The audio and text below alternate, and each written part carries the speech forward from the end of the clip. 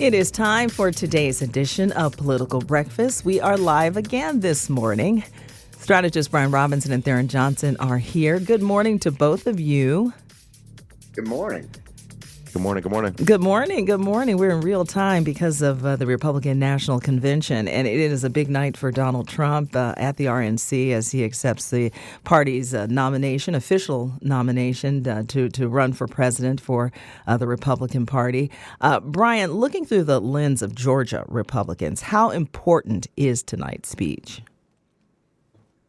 Well, I don't know that for Georgia Republicans it makes all that much difference because Trump has really unified the party in a way that we haven't seen really since Ronald Reagan.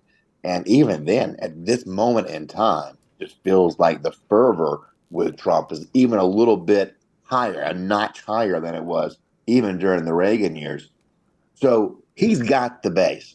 Uh, I think the important audience tonight is the American people who perhaps voted for him in 16, but not in 2020. Those folks.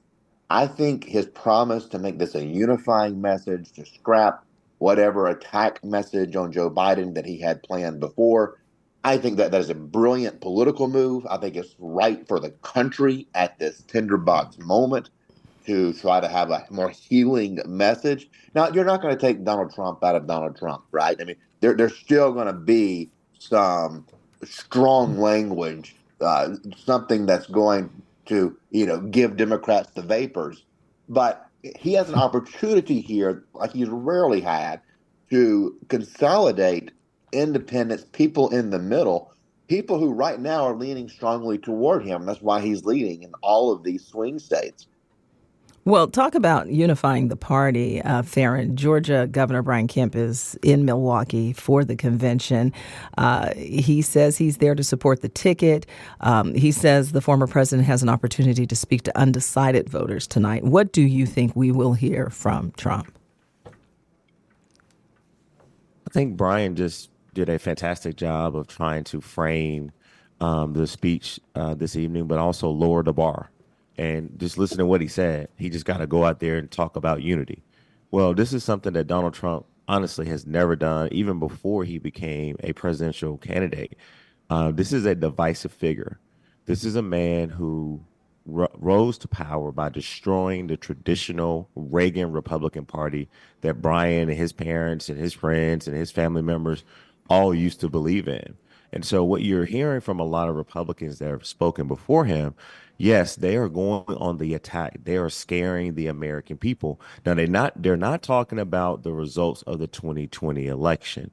And they were talking about before the convention that the attempted assassination that we just endured was a Biden call hit on the former president. This was something that the Secret Service was told to do by the former president. I mean, by the current president to go against the former president. So I think that Governor Kemp is in Milwaukee, Lisa, because him and First Lady Marty Kemp are supporting the ticket.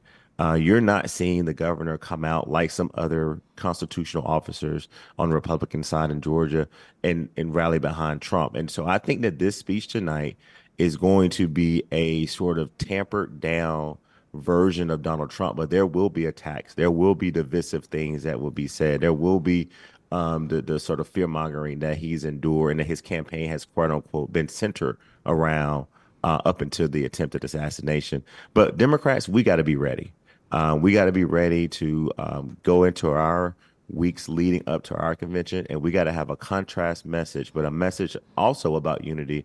But it's time to get back on the comparison and contrast track that the campaign was successfully on up until last Saturday. Yeah, well, let me ask both of you this. President Biden scaled down his appearances this week, and now he has COVID.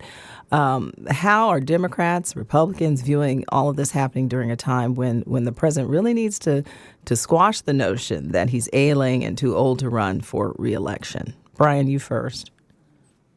Well, before the convention started last night, I was at the Foreigner and Styx concert up in Alpharetta, continuing my things that middle-aged white people like to do.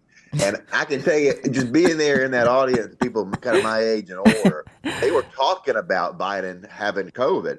And, basically not joking around, but being very somber, like, looking the way he looks, this could kill him. I mean, this is something like a really serious moment for someone of that age and someone who's in deteriorating health.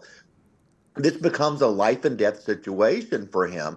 And that just further crystallizes what's top of mind for American voters right now, that he's not going to be able to serve another 4-year term. One thing you keep hearing constantly is, we're not sure he can finish the end of this term. That's a phrase I keep hearing back talking to regular voters who aren't involved in this business. So this week has given Trump a chance to post up on Biden also as weakness versus strength. And I think we saw a lot of that last night with J.D. Vance. Youth, vibrancy, a strong populist message to working class Americans, and going after the elites, talking about making sure that people aren't being left behind. They're going to have opportunity for good jobs. This has been a substantive convention, and I think Republicans deserve credit for that. Even if you don't like a lot of the populism, I'm not a populist, right? This is, as Tharon mentioned, this is not my string of the party, but this has been substantive and is talking to a voter out there that has felt ignored and unheard for a very long time. Tharon, what are your thoughts? Is President Biden getting lost in all of this? Well, the first thing I think that, to really crystallize this, Lisa, I would suspect, Brian, that concert that you were at, there's a large majority of people that probably got COVID as well. So we got to first and foremost realize that CDC and doctors have warned us, Lisa, we've talked about it on our podcast, that we have to treat COVID-19 going forward like the flu. So everyone has got to make sure that they take precautionary measures. They got to get their vaccine shots. And look, what happened to the president is what's about to happen to people in Georgia. Mark my word. Not trying to scare people to go and get a bunch of vaccine shots, because I know some folks don't like that. And, we have these issues about whether or not we can trust the CDC. But what the president is experiencing is what a lot of Georgians experience. I know a bunch of people who have been sick. I know a bunch of people who have had COVID. We are just learning how to live with it better and follow the science going forward as Georgians, as Americans. And so that's what the president's going to do. And look, this whole notion that, he is going to now not be able to perform better because he has COVID. Honestly, Lisa, I'm sort of glad. I'm not glad he has COVID. And I don't want anybody to have COVID-19. But if he's going to get it this week, get over it and be ready to go next week. Lastly, look, we got to remember, B-Ron wants you to believe that this race is not tight. He knows that I can probably cite 6 or 7 polls right now that has this race in battleground states. NPR just released a poll that showed that this was a toss-up. There was not a huge bump for Donald Trump after the bad debate performance from Joe Biden. But what President Biden has got to do is rest, first and foremost, like every American has to do, or anybody who gets COVID-19. So this is not something that we should be panicking about.